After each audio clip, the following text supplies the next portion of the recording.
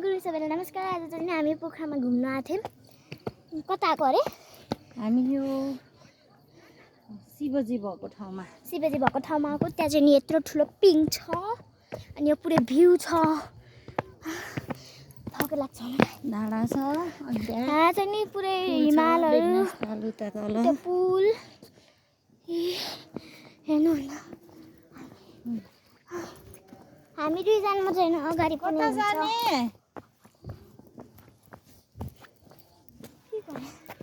आउनु ससुर के भनेको? ल त्यहाँ हेर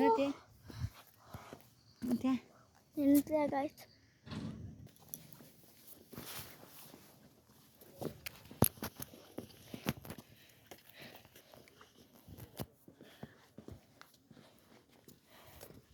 हामी माथि आयौँ। यहाँ माथि भ्यू हेर्नु।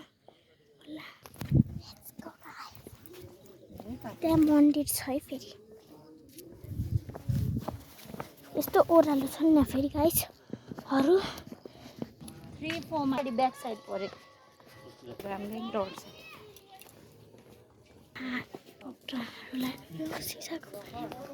यति ओह्रालो छ नि।